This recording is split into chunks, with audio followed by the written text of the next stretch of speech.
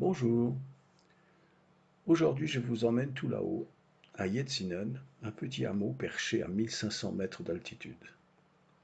Ici nous sommes à Gampel. Gampel, c'est une petite ville qui est connue notamment pour son open air festival qui a lieu tous les mois d'août et qui réunit près de 100 000 personnes. Pour monter à Yetzinen, non, nous n'irons pas à pied, nous utiliserons un mini téléphérique. Alors à tout à l'heure.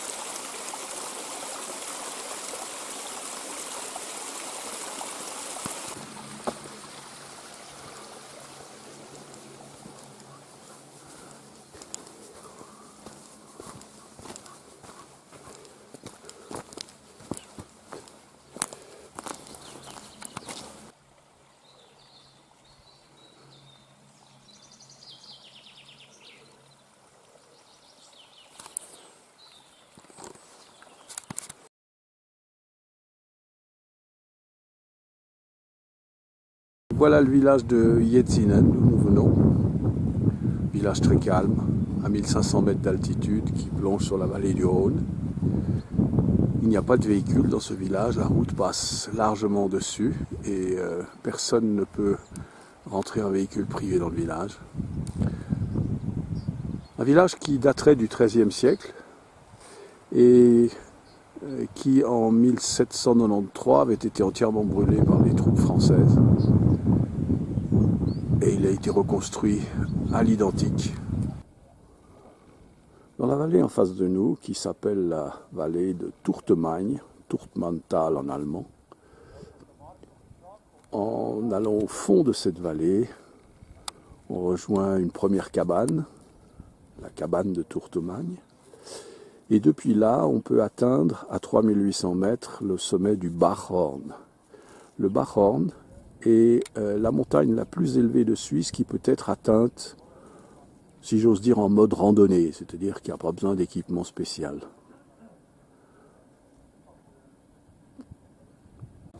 La piste que nous voyons en bas, c'est l'ancien aérodrome militaire de Turtemagne, aérodrome qui a été fermé il y a pas mal d'années de cela.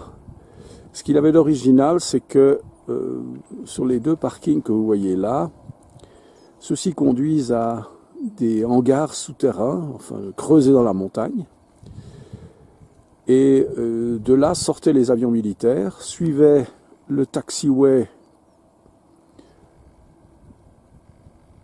jusqu'à la traversée d'une route cantonale.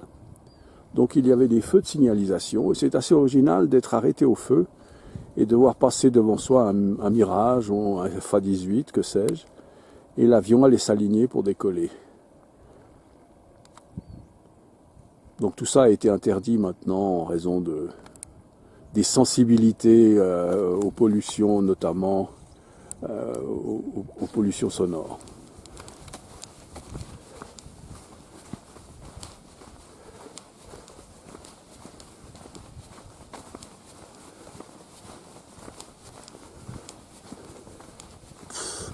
Ce que l'on voit ici, ce sont des terrasses dans lesquelles on a relancé une culture qui est la culture du seigle. Le seigle est cultivé ici, ensuite il est moulu au village et transformé en pain valaisan. Le pain valaisan étant traditionnellement un pain de seigle. Voilà, nous avons devant nous la maison solaire bioclimatique en bois, en verre et en béton. C'est un héliodôme qui assure une économie en matière d'énergie. On peut pratiquement dire que c'est le chauffage gratuit en hiver et un rafraîchissement en été. En effet, en hiver, le soleil est en bas sur l'horizon, il pénètre pendant toute la durée de sa présence. Il traverse les vitraux et chauffe, enfin il traverse le vitrage et il chauffe. Et en été, le soleil ne pénètre pas dans la maison, si ce n'est au lever du soleil, ce qui veut dire que ça garantit une fraîcheur pendant le reste de la journée. Malheureusement pas, et je le comprends, approcher de la maison. Les propriétaires ont dû mettre un panneau, je pense que les gens se permettaient d'aller photographier leur intérieur, ce qui est peut-être un peu déplaisant, mais il est vrai que c'est très particulier.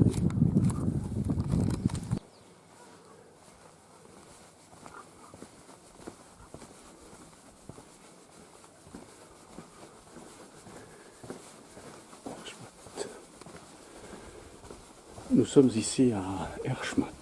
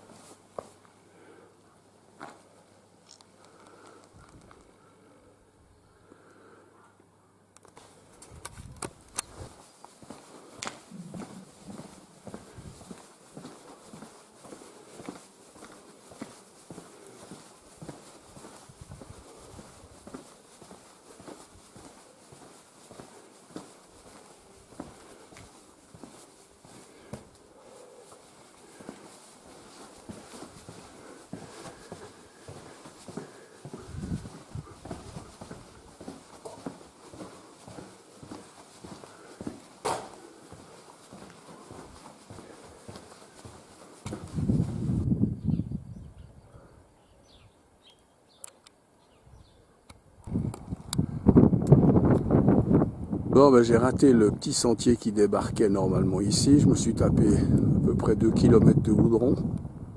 C'est bien, ça chauffe les pieds, c'est pas grave. Et maintenant j'ai retrouvé le sentier. Voilà, j'y suis. Et des petites choses comme ça qui te mettent de bonne humeur. Que c'est joli.